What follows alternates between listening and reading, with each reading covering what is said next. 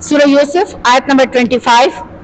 वस्तबक़ल बाब वक़द्दत कमीसहु मिन दुबुरिन व अल्फ़या सय्यदहा लदल बाब, और दोनों दरवाजे की तरफ दौड़े और उस औरत ने उसकी कमीज पीछे से फाड़ दी और दोनों ने उसके खमन को दरवाजे के पास पाया। क़ालत मा जज़ाउ मन अरादा बिअहलिका सूअन इल्ला अन युस्जना व अज़ाबुन अलीम। उस औरत ने कहा, क्या जजा है उसकी जिसने तेरे घरवाली के साथ बुराई का इरादा किया हो, सिवाय इसके कि तू उसे कैद किया जाए या उसे दर्दनाक सजा हो। हम पीछे पढ़ रहे थे कि यूसुफ अलैहिस्सलाम अजीज मिस्र की बीवी से अपने आप को बचाने के लिए क्या किया, दरवाजे की तरफ दौड़ लगा दी और उनके ज़हन में ये था ही नहीं कि आगे दरवाजा बंद होगा तो मेरे साथ क्या होगा, बस वो अपने आप को बचाना चाहते थे। दर हकीकत अपने आप को बचाने के साथ वो क्या बचाना चाह रहे थे, अपने ईमान को। ठीक है ना, ईमान है तो सब कुछ है, ईमान नहीं है तो फिर चाहे जो कुछ भी करे, यानी वही बात है कि ईमान नहीं है तो फिर जो भी है ये के काम करता रहे। तो यहाँ पर अब हम पढ़ते हैं इस आयत के अंदर कि जब दोनों ने दौड़ लगाई तो दौड़ लगाने के बाद क्या हुआ कि यूसुफ ने देखा कि वो औरत की बुराई से के इर्तिकाब पर मिस्र है, तो बाहर निकलने के लिए दरवाजे की तरफ दौड़ पड़े। तो यूसुफ के पीछे उन्हें पकड़ने के लिए औरत भी उसके पीछे दौड़ पड़ी। उसे पकड़ने के लिए कैसे पकड़ा, कमीज से। जैसे ही उसने उसे कमीज से पकड़ा तो कमीज उसकी क्या हो गई, फट गई। तो यहाँ पर अल्लाह तबारक व तआला की एक तदबीर थी इस कमीज को फाड़ना भी।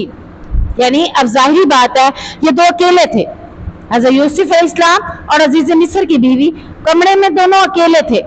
अब दोनों में से कौन जब बाहर या कोई देख लेगा तो कौन समझेगा कि इसकी हकीकत क्या है।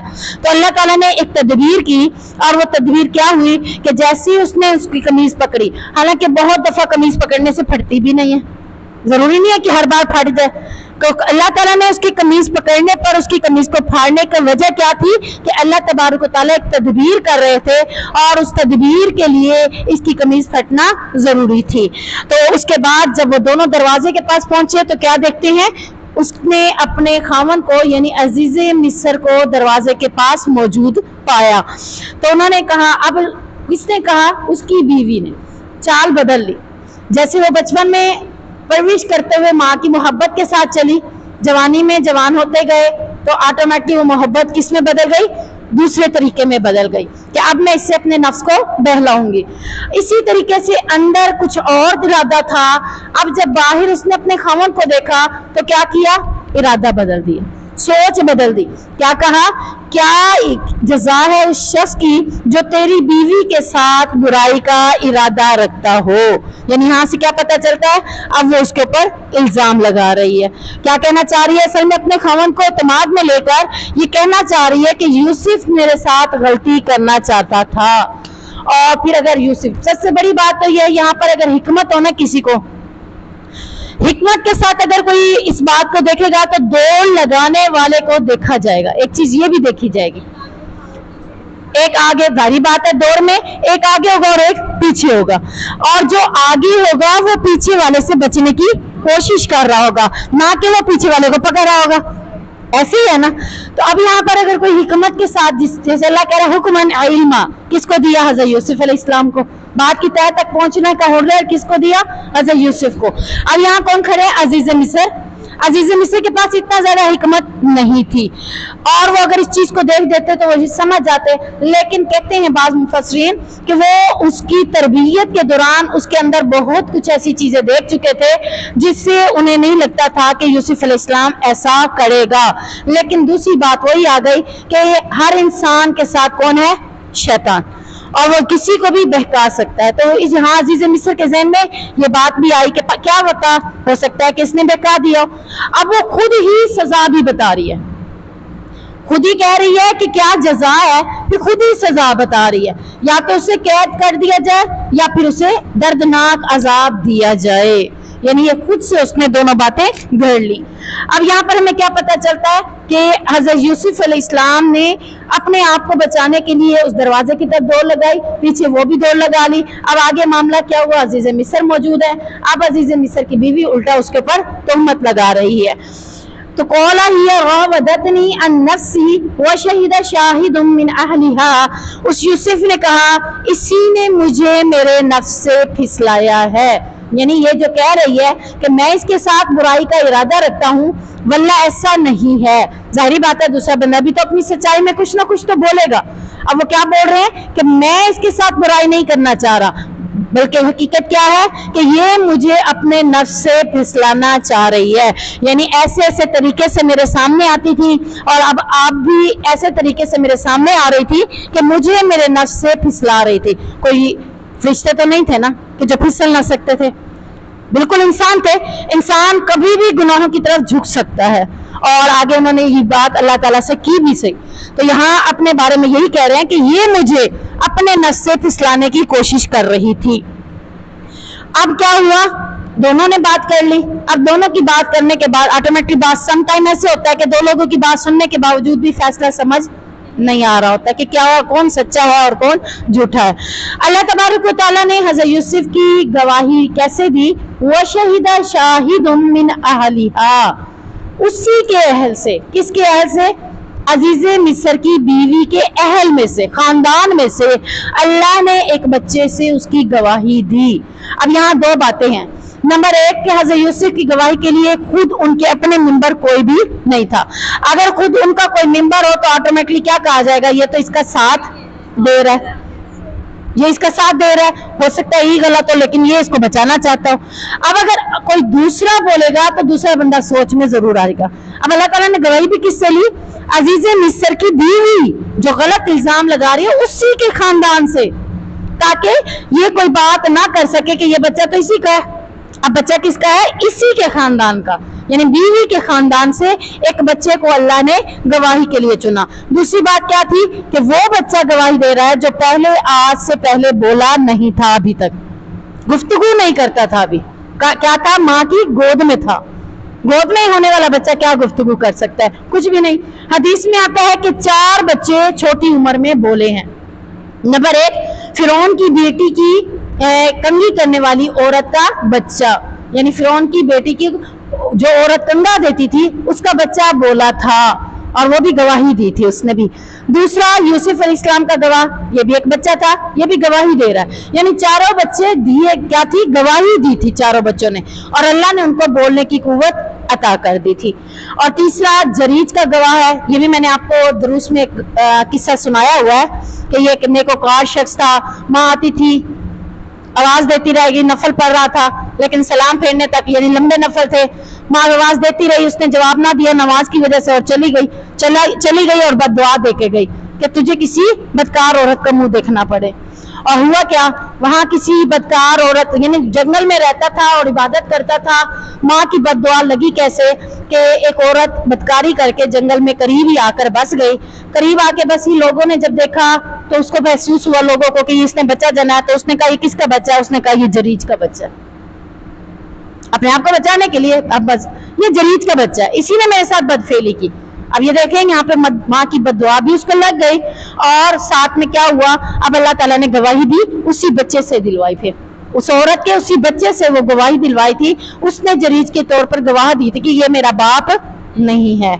इसके अलावा जो चौथा बच्चा बोला है वो ईसा इब्ने मरियम, हजरत ईसा अपनी माँ के बारे में बोले थे कि मेरी माँ क्या है, क़ाला इन्नी अब्दुल्लाह, मैं अल्लाह का बंदा हूँ, मेरी माँ भी सच्ची सदीका है, तो ये ऐसा कुछ भी नहीं किया मेरी माँ ने जो तुम उसके ऊपर इल्जाम लगा रहे हो। तो ये 4 बच्चे अल्लाह रब्बुल इज्जत ने माँ की गोद में बुलवाए। तो चौथा बच्चा कौन सा था? हम यहाँ पे किसकी बात कर रहे हैं? अजीज़े मिस्र की बीवी, उसके खानदान का एक बच्चा बोलकर उनके बारे में गवाही दे रहा है। अब गवाही क्या दे रहा है, वो क्या कह रहा है, व इन काना कमीसुहु कुद्दा मिन कुबुलिन फसदक़त व हुवा मिनल काज़िबीन। उसने कहा कि अगर इसकी कमीज आगे से फाड़ी गई हो तो औरत ने सच कहा है और ये झूठों में से है। यानी आगे से कमीज फटने पर कौन सच्ची है? औरत सच्ची है। आगे से कौन फाड़ेगा? खुद ही। आदमी खुद अपने कमीज को हटाने के लिए खुद ही अपनी कमीज को फाड़ देगा, यानी आगे किसका हाथ लगेगा? औरत, मर्द का खुद का लगेगा।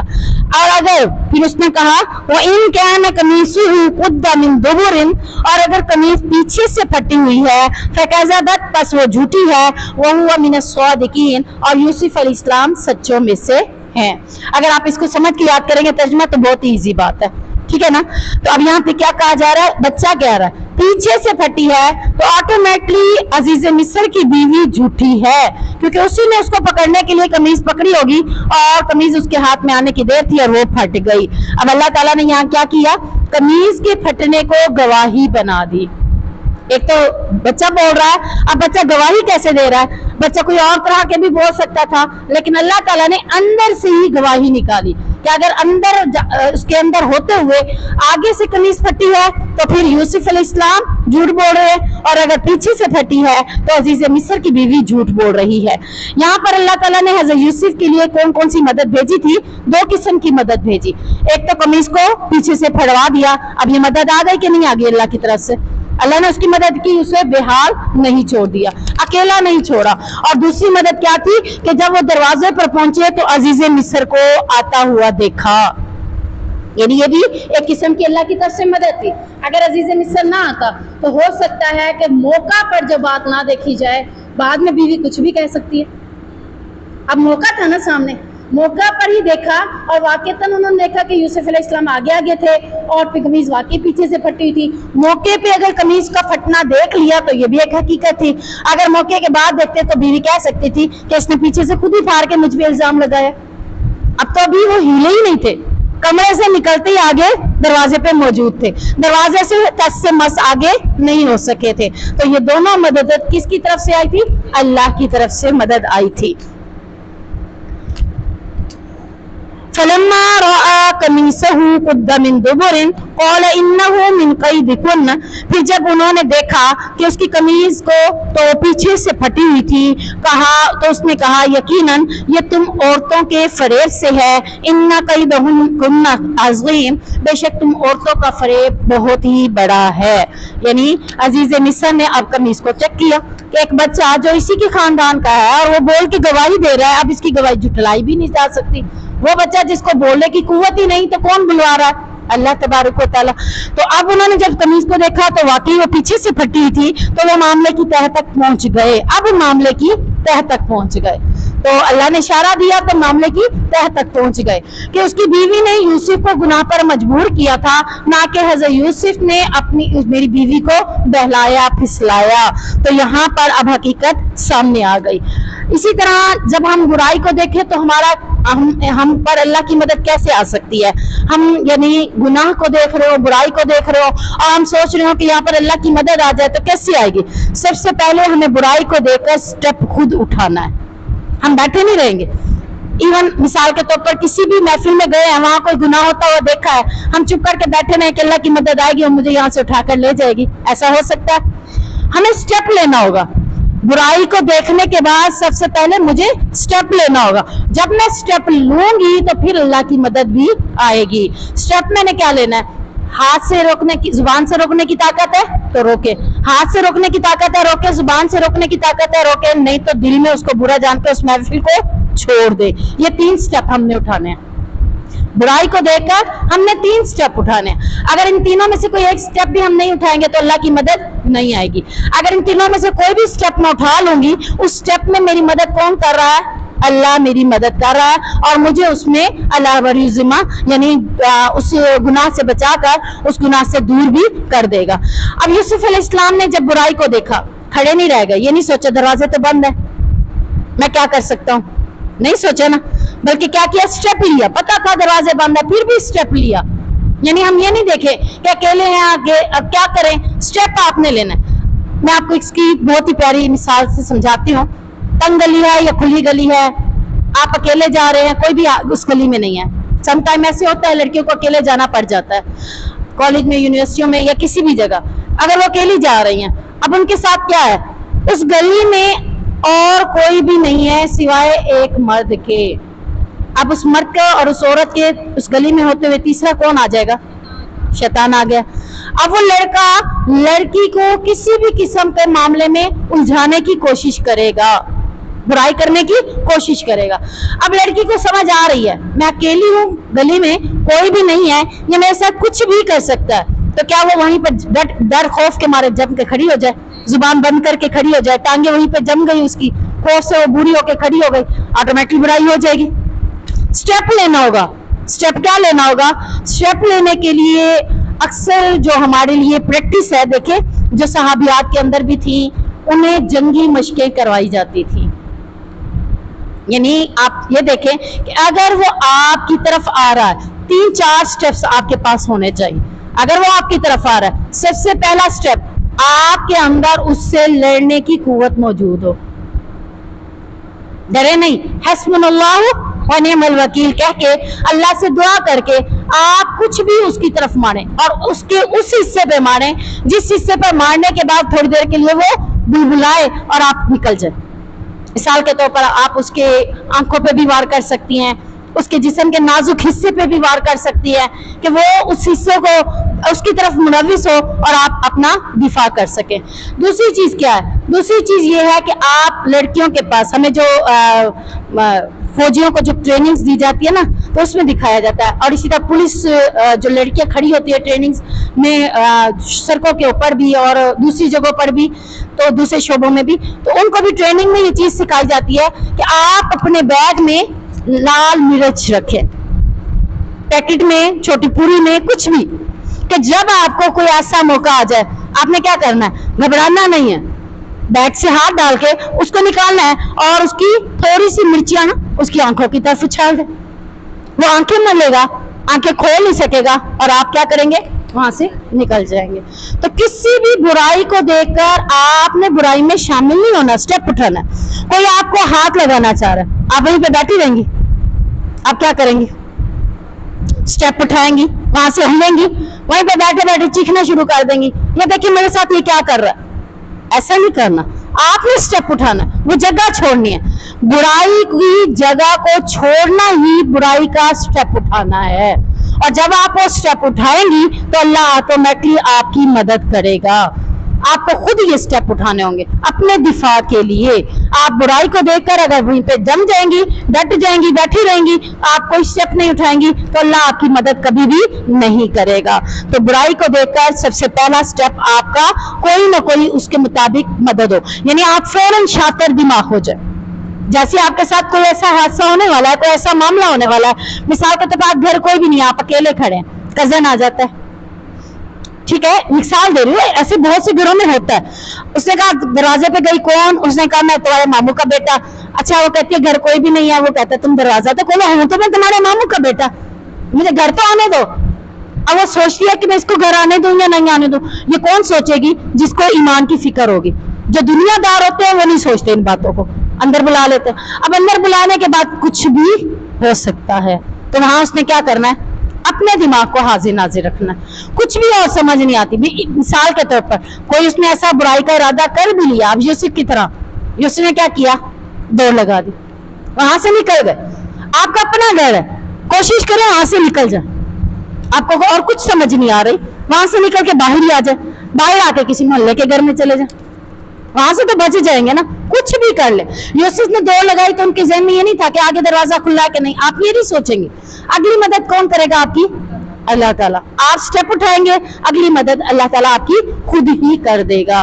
बात क्लियर हो गई, समझ आ गई कि एक लड़की को अपना दिफा हर जगह खुद करना होगा, क्योंकि उसके साथ अगर कोई लड़का है तो ऑटोमेटिकली उसके साथ क्या है? शैतान है, और कुछ भी कर सकता है। उसके लिए आपको खुद स्टेप उठाने की जरूरत है। यूसुफ आरिज अनहाजा, यूसुफ इस मामले से दरगुजर कर वस्तगफिरी लिज़ंबी की, और अपनी औरत से कहा कि तू भी गुनाह की माफी मांग। अब ये कौन बात कर रहे हैं? अजीज मिस्र। अजीज मिस्र ने हज़रत यूसुफ अलैहिस्सलाम को सारे मामले को समझ चुके और ये कह चुके कि औरत ने फकर किया है, औरत का फरेब क्या है? बहुत ही बुरा है, यानी बहुत बुरे फरेब में तू मुझे जकड़ने वाली थी। ऐसी बातें करके तू मुझे अपनी बातों में जकड़ रही थी कि मैं हज़रत यूसुफ को ही गलत समझ लेता। यानी फरेब जब औरत देने पे आती है तो कई किस्म के धोखे फरेब देकर अपने खामन को भी अपने अंदाज में ले लेती है। यहाँ पे कुछ घरों की कोई मिसाल आप देना चाहें? तेरी माँ ने मेरे साथ आज सारा दिन ऐसा ऐसा किया ही नहीं। क्या कर रही है? फरेब, धोखा। दिल में क्या जा रही है उसके? नफरत, ताकि ये अपनी माँ के पास जाए ही ना, अपनी माँ के साथ बैठे ही ना। आज हम ऐसा करें, कल को हमारी औलाद भी हमारे साथ ऐसा ही करेगी, जैसा करेंगे वैसा भरेंगे। तो ये फरेब और धोखा कौन देती है? औरत। औरत फरेब और धोखे देने वाली, अल्लाह ने क्या कहा? अजीम, बहुत बड़ी है फरेब देने में। जब धोखा देने पे आती है, फरेब देने पे आती है, बड़ी बड़ी चालें चल देती है और अपने आप को ऐसे मासूम जाहिर करती है जैसे उसने कुछ किया ही नहीं है। तो अल्लाह यहाँ पर एक किस्म का बता रहा है, और ईमान वाली औरत को चाहिए कि वो इन फरेबों से अपने आप को बचा के रखे। अब फरेब और धोखा देने के लिए वो मजीद क्या कर सकती है? मिसाल के तौर पर उसने किसी लड़के को फंसाना है, तो सबसे पहला कदम वो क्या उठाएगी? फोन के ऊपर किसी ने आपको कॉल कर दिया, उसने तो अनजाने में कॉल कर दी कि आगे लड़की हुई तो मैं उससे गपशप लगाऊंगा, अगर लड़की ना हुई तो देखा जाएगा बाद में। उसने तो आपको गपशप लगाने के लिए, आपको फरेब देने के लिए उसने किया। आपने क्या किया? आपने दिल में सोचा मेरा कौन सा पैकेज लग रहा है, मेरे कौन से पैसे लग रहे हैं, बात तो वो कर रहा है, पैसे तो उसके लग रहे हैं, अगर मैं नरम अंदाज में उसके साथ बात कर लेती तो इसमें हर्जी क्या है? आपने उसके साथ मुचदार आवाज में, यानी खूबसूरत आवाज निकालकर उसके साथ आपने गुफ्तगू शुरू कर दी। और आपने उसे क्या किया? उसने आपको फरेब देना चाहा, आपने उसी को ही फरेब में देना शुरू कर दिया। और अगर आप घर से बाहर निकलेंगी, ऐसा लिबास पहन कर निकलेंगी या ऐसा अबाया पहन कर निकलेंगी जो अट्रैक्टिव हो, लोगों को आपकी तरफ मुतवज्जा करे, आप क्या कर रही हैं? लोगों को फरेब दे रही हैं। इसलिए औरत को सादा लिबास, सादा अबाया के हुक्म है। फैशन वाला और अबाया इस तरीके से कि जिसमें मोती हो, डिजाइनिंग हो और वो खूबसूरत लग रहा हो। अब ये क्या है? ये फरेब देने का एक अंदाज है जिससे हम दूसरों को फरेब दे रहे हैं। अब इसी तरीके से और किस तरीके से औरत फरेब दे सकती है? रास्ते में चलने वाले मर्द बाज़ का तो चाह ही नहीं होते कि आपकी तरफ देखे, लेकिन आपका अंदाज, स्टाइल ऐसा होता है कि वो आपको देखने पर मजबूर हो जाते हैं। तीसरी चीज क्या आती है इसमें? खुशबू। जब औरत खुशबू लगा के बाहर जाएगी, ऑटोमेटिक मर्दों को अपनी तरफ अट्रैक्टिव करेगी, मर्द उसकी खुशबू को सुनकर और उसकी तरफ मुतवज्जा हो जाते हैं। तो इसलिए औरत के ऊपर खुशबू हराम है। और उसके बाद जूता ऐसा हो जिससे आवाज निकलती हो, टक टक टक टक करके जा रहे हो। अब ये टक टक कहाँ तक आपकी आवाज जो आई, और अगर रात हो तो कहाँ तक जाती है?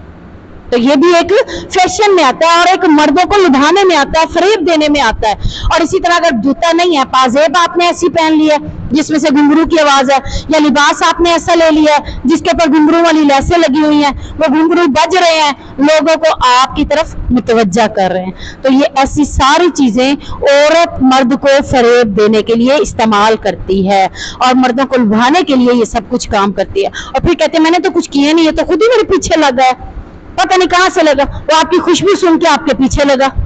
हो सकता है आपकी खुशबू इतनी ज्यादा तेज थी तो आपके पीछे लगा कि ये औरत ने इतनी खुशबू लगाई, वो खुशबू शैतान ने उसको इतनी वो अट्रैक्टिव कर दी कि वो उसके करीब करीब होता गया। आपका जूते की आवाज, आपके पाजेब, आपके घुंघरू की आवाज, आपकी लेसों की आवाज, यानी कुछ भी ऐसा जो बजता हो, खनकता हो, या आप चूड़ियां पहनी है जो बहुत ज्यादा खड़क रही हैं, ऐसी चूड़ियां भी पहनने से मना है। तो यहाँ पर अब अल्लाह तबारक व तआला ने अजीज मिस्र के मामला वाजिया करने के बाद, बताने के बाद, यूसुफ के बारे में उन्होंने क्या कहा? यूसुफ को क्या हुक्म दिया कि तुम इस मामले को नजरअंदाज कर लो, यानी ऐसे समझ लो कि ये वाकया हुआ ही नहीं है। नजरअंदाज से मुराद किसी के सामने बयान भी नहीं करना, और इस बात को यहीं पर ही खत्म कर दो ताकि ये बात आगे ना फैले। चाहते अजीज मिस्र एक बड़े ओहदे पर थे, वजीर थे ना, वजीर खजाना थे, चाहते तो बीवी को सजा दे सकते थे, हुकूमत ही सजा देती है ना। अब ये हुक्मरान था ना, अगर हुक्मरान दूसरों को सजा दे सकता है तो फिर अपनी बीवियों को क्यों नहीं देगा, अमीर लोग औरतों को क्यों नहीं देगा? यही बात हो गई ना, अमीरों को छोड़ दिया जाता है और गरीबों को पकड़कर सजाएं दी जाती हैं। तो चाहते तो अपनी बीवी को सजा दे सकते थे, लेकिन क्या किया? वस्तगफिरी ज़ंबिकी, उन्हें कहा कि तुम बख्शिश की दुआ मांगो, गुनाह तुमने किया है, अब गुनाह की माफी तुम मांगो। इन्नकी कुंती मिनल खातीन, और बेशक तू ही खताकारों में से थी। अब ये देखें कि हम यहाँ पर लिज़म्बिकी भी आया है, इन्नकी आया है, कुंती आया है, ये सब क्यों आया है? जेर इस्तेमाल हुई है, किस लिए हुई है? औरत की वजह से। इसलिए औरत को जज़ाकिल्लाह कहना चाहिए और मर्द के लिए जज़ाकल्लाह ज़बर। अब यहाँ पे औरत का जिक्र था तो औरत के लिए सारे लफ्ज़ की के साथ आए हैं कि ताकि पता चले कि ये मुअन्नस का जिक्र हो रहा है। हाँ जी जी जज़ाकिल्लाह कहेंगे जेर, ठीक है ना, और मर्द को ज़बर के साथ जज़ाकल्लाह, ठीक है। तो यहाँ पे पता चला कि ये भी मुअन्नस को ही मुखातिब किया जा रहा था। अब अल्लाह के अजीज मिस्र ने अपनी बीवी को माफी मांगने को कहा और कोई भी मामला मजीद आगे न उछाला, बल्कि उसने कहा कि इस वाक़े को यहीं पर स्टॉप लगा दो। लेकिन कहते हैं कि बात जब एक से निकल जाए तो फिर क्या होती है? फिर तो निकल गई, फिर निकल गए। वक़ाल निस्वतुन फिल मदीनति इम्राअतुल अज़ीज़ तुराविदु फ़ताहा अन नफ्सिह, और शहर में कुछ औरतों ने कहा अजीज की बीवी अपने गुलाम को उसके नफ्स से फिसलाती है। यानी अजीज मिस्र ने हज़रत यूसुफ अलैहिस्सलाम से ये कहा था कि आप इस बात को नज़रअंदाज करो, इस बात को आगे नहीं फैलाना। लेकिन किसी न किसी तरीके से ये बात फैल गई, और जब ये बात फैल गई तो यूसुफ और अजीज मिस्र की बीवी का वाक़या शहर की औरतों की जुबान पर सरेआम हो गया। और वो क्या कहने लगी औरतें कि यूसुफ को गुनाह पर उकसाती है। यानी सबसे मेन बात यह है कि आप देखें कि उस वक्त मखलूत महफिलें होने की वजह से उन्हें ये बुराई नजर नहीं आ रही थी। उनके नजदीक बुराई क्या थी? स्टैंडर्ड। उनके नजदीक ये था कि अगर अजीज मिस्र की बीवी यानी वजीर की बीवी है तो अगर किसी को अपने साथ फिसलाना ही था तो अपने जैसे स्टैंडर्ड के बंदे को अपने साथ फिसलाती। ये क्या किया कि एक गुलाम को अपने साथ फिसला दिया। बिलाशुबा वो मोहब्बत की रूह से उसके दिल के अंदर दाखिल हो चुका है। यानी इतनी इश्क में अंधी हो चुकी हैं, इतनी अपनी हवस और अपने होश हवास खो बैठी हैं कि उन्हें यह भी एहसास नहीं हुआ कि मैं किसके साथ इश्क मोहब्बत कर रही हूँ। वो एक अदना सा गुलाम है, जबकि इन्हें चाहिए था कि अपने जैसा कोई वजीर, ओहदे वाला, कोई ऊंचे दर्जे का स्टैंडर्ड वाला, उससे ये अपना दिल को लुभाती। इन्ना लनराहा फी ज़लालिम मुबीन, वो क्या कहने लगी कि बेशक हम तो इसे गलती यानी सरी गलती, बहुत बड़ी गलती पर देखते हैं। यानी गलती ये नहीं है कि गुनाह पर फिसलाना है, गलती क्या है कि गुलाम के साथ ये कर रही है, तो गुलाम के साथ इसका मुलव्विस होना, उससे मोहब्बत की बातें बढ़ाना, उसके साथ अपने नफ्स को फैलाना, तो ये उसके नज़दीक गलती थी। और इस बात के ऊपर वो क्या कह रही थी कि ये गुलाम पर फरिश्ता हो गई है, ये इसकी बहुत बड़ी नादानी है, बेवकूफ़ी है। तो इसने ये भी ना देखा कि मैं किस मकाम पर हूँ और ये गुलाम किस मकाम पर है। फलम्मा समिअत बिमकरिहिन्न अरसलत इलैहिन्न वअतदत लहुन्न मुत्तकअन वआतत कुल्ल वाहिदतिन मिनहुन्न सिक्कीनन वक़ालत इखरुज अलैहिन। तो जब उस औरत ने उनके फरेब के बारे में सुना तो उनकी तरफ पैगाम भेजा। किसने सुना? अजीज मिस्र की बीवी ने। जब ये बातें सुनी कि शहर की औरतें उसके बारे में मलामत कर रही हैं उसी को, और उसे लानतान एक किस्म का कर रही हैं, उसे बुरा भला कह रही हैं, तो उसने जहन में एक और तदबीर सोची। वो तदबीर क्या थी कि मैं अब अपने ऊपर इस मलामत को खत्म करने के लिए कुछ भी करूं। यानी जब इंसान के ऊपर एक बात आती है तो ऑटोमेटिकली तदबीरें सोचता है कि मैं अब इस बात को कैसे खत्म करूं, और वो उसके लिए कोई ना कोई चाल चलता है। तो अजीज मिस्र की बीवी ने क्या चाल चली कि उसने एक दावत का एहतमाम कर दिया और लोगों की तरफ पैगाम भेज दिया, और एक तकियादार यानी खूबसूरत मजलिस लगाई, खूबसूरत तकिए लगाए, खूबसूरत अंदाज में महफिल सजाई और लोगों को कहा कि मेरी इस महफिल में तुम भी शिरकत करो। और वो औरतें कौन सी थी? वो शहर की, मिस्र शहर की बहुत ही मुअज़्ज़िज़ खातूनों को उसने दावत दी थी, जो उसके बारे में तरह की बातें कर रहे थे। और फिर इधर उसने अपनी मुलाजमा से कहा था, अपनी गुलामा से कहा था कि जब मैं इनकी दावत करूंगी, तुम्हें मैं इशारा करूंगी, तो तुमने हज़रत यूसुफ अलैहिस्सलाम को खूबसूरत सा लिबास पहनाना है, खूबसूरत ज़ेब ज़ीनत के साथ बनाओ सिंगार करा के इसे मेरे हुक्म पर लेकर तुमने इस महफिल में आना है।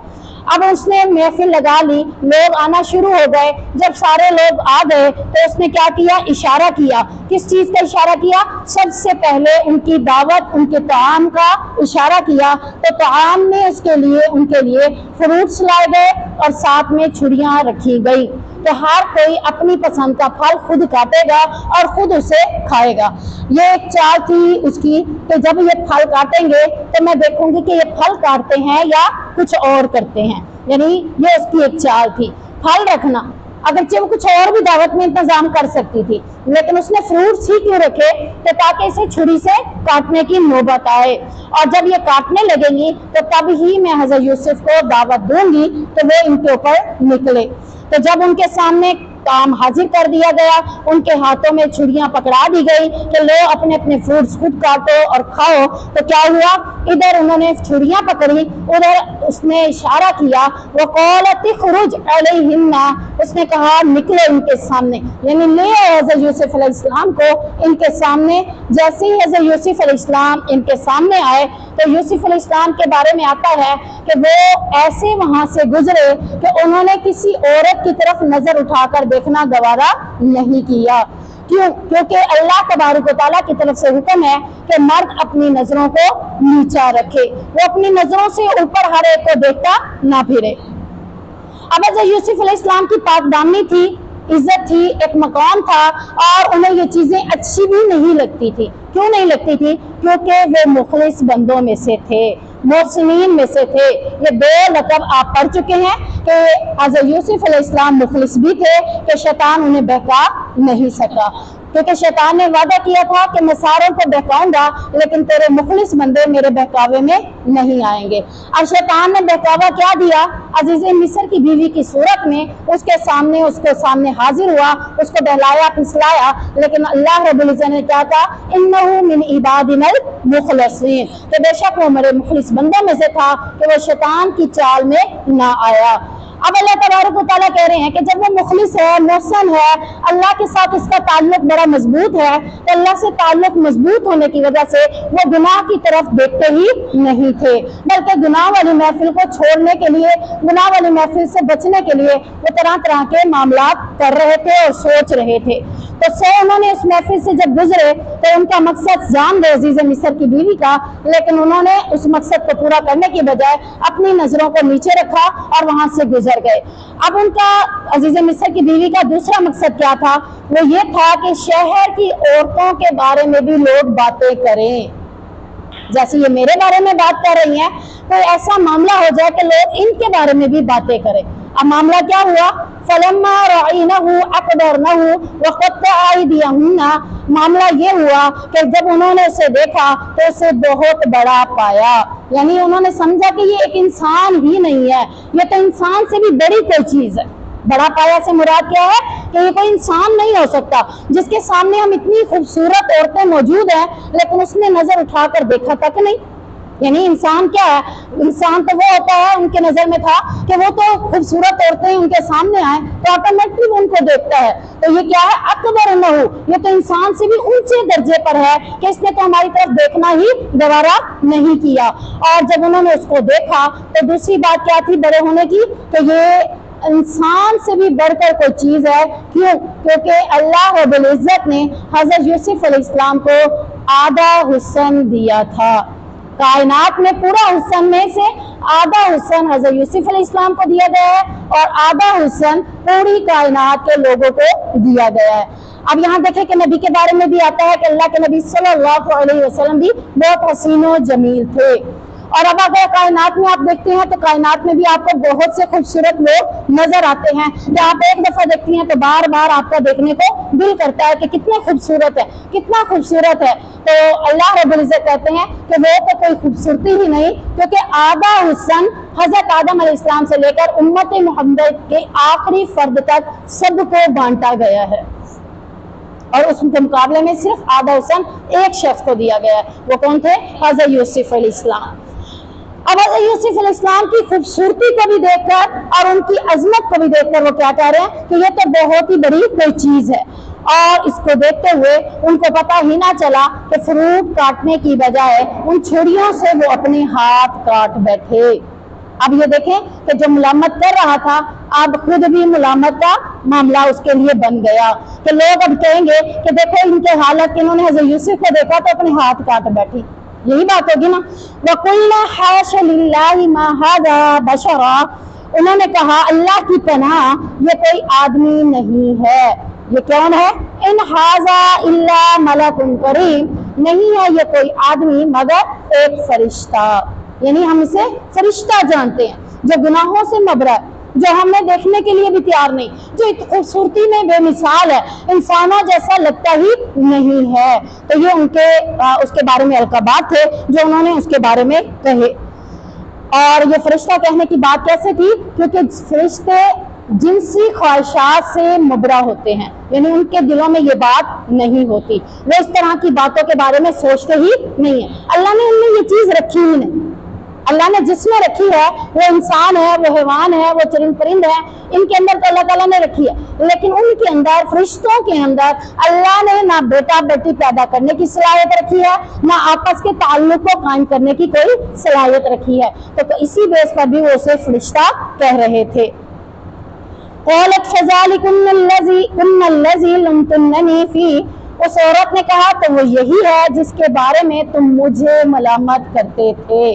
یعنی تم نے مجھے ملامت کی تھی جس کے بارے میں کہ عزیز مصر کی بیوی نے غلام کے ساتھ مشک میں شکی شروع کر دی، اس کے اوپر فریفتہ ہو گئی. تو دیکھو اب یہ وہی غلام ہے جس کے اوپر میں مر مٹی ہوں، تم دیکھو تم نے کیا کیا. اب ان کو سمجھ آ گئی کہ یہ واقعی کوئی عام انسان سے دل نہیں لگا بیٹھی، بلکہ کسی بڑے یعنی عہدے کے، چاہے وہ عہدے میں نہیں تھا لیکن ہمارے نزدیک اب یہ ان عہدوں سے بھی بڑا ہے. تو اس کے بعد انہوں نے کیا کہا؟ وَلَقَدْ رَاوَدتُّهُ عَن نَفْسِهِ فَاسْتَعْصَمَ. اب عزیز مصر کی بیوی خود اپنے منہ سے اس گناہ کا اعتراف کر رہی ہے. پیچھے جب معاملہ کھلا تھا تو بچے نے گواہی دی تھی، اس کے باوجود بیوی نے کوئی منہ سے اعتراف نہیں کیا تھا.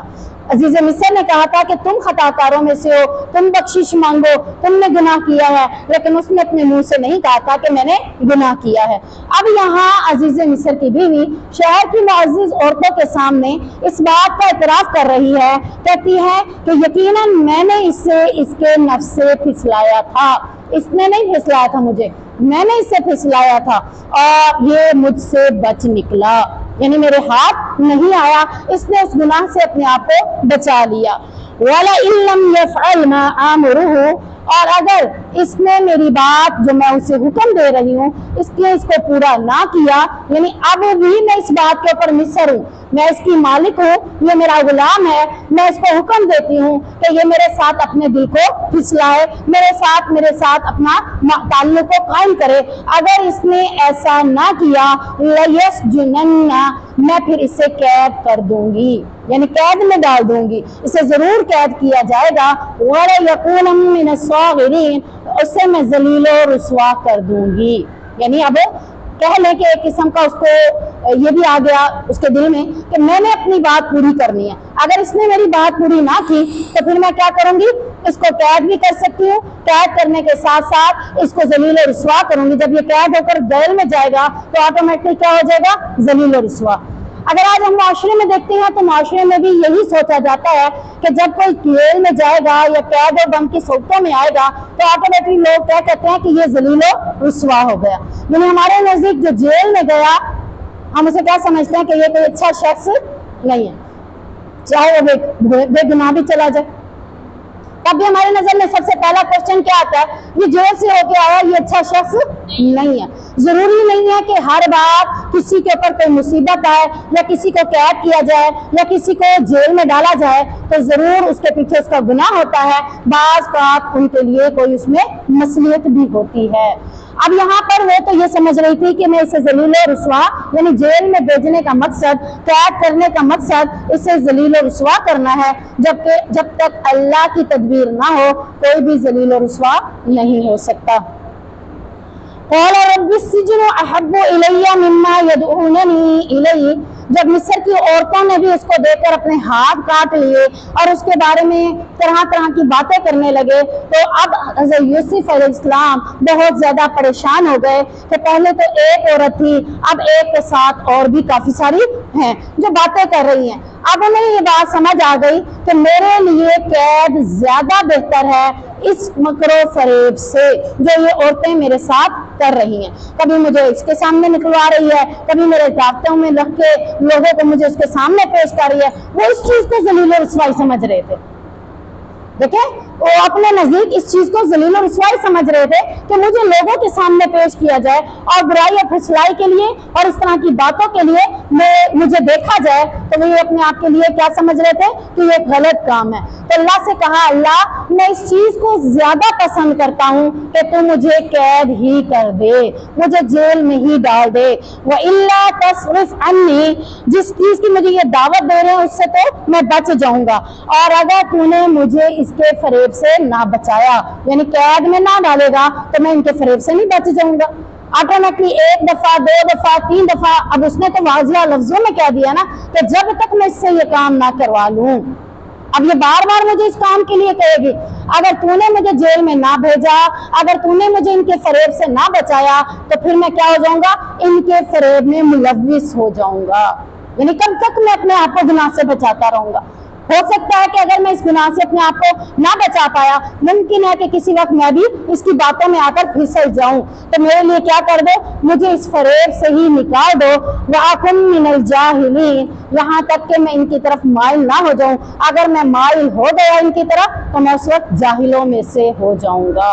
یعنی یہ گناہ کون سا ہے, جاہل لوگوں کا کام ہے, میرا کام نہیں ہے. اگر تم نے مجھے نہ بچایا, اب یہاں پہ سب سے بڑی بات یہ آتی ہے کہ ان کو یہ عقیدہ تھا کہ مجھے اس وقت کون بچائے گا, اللہ.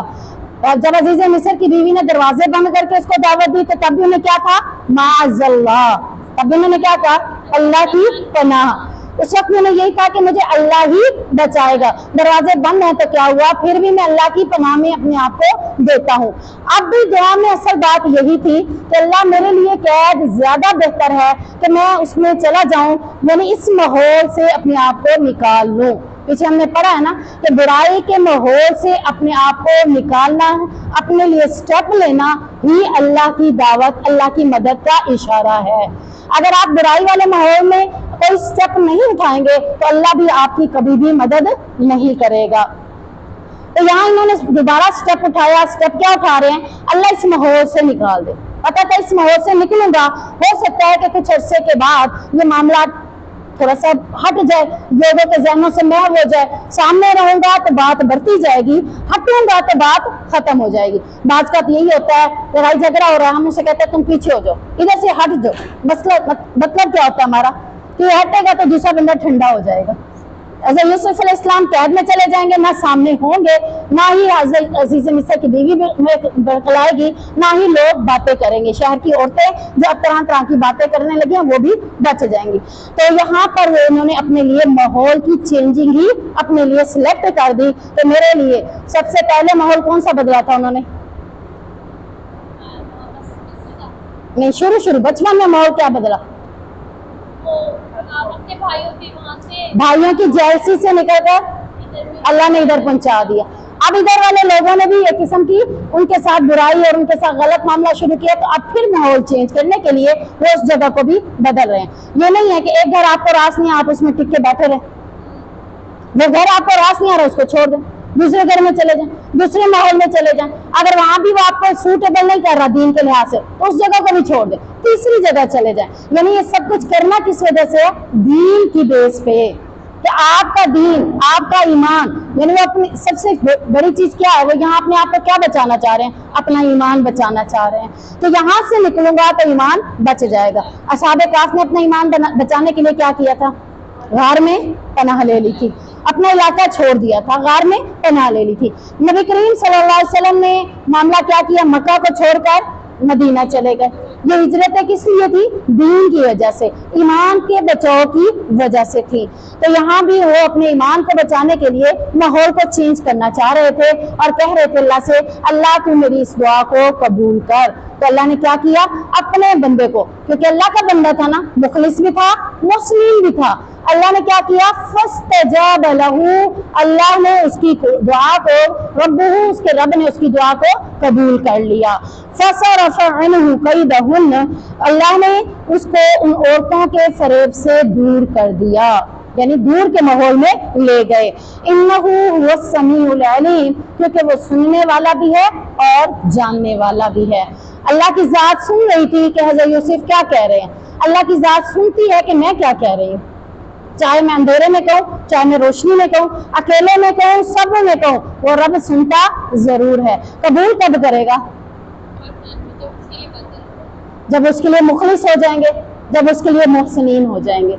ये दो यानी कि सिफात हमारे अंदर होना जरूरी है, मुखलिस और मोहसिनीन। मोहसिनीन की डेफिनेशन क्या बताई थी?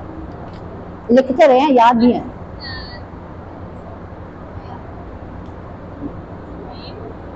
अल्लाह के साथ अपने ताल्लुक को मजबूती के साथ गाड़ लेना, कअन्नहु यराहु, जैसे कि वो आपको देख रहा है। और जब इतना ताल्लुक मजबूत हो जाता है तो कसरत के साथ नवाफिल पढ़ना शुरू करता है, और जब वो नवाफिल पढ़ता है तो अल्लाह के करीब हो जाता है। और अल्लाह के करीब होता है तो अल्लाह क्या करता है? उससे मोहब्बत करना शुरू हो जाता है।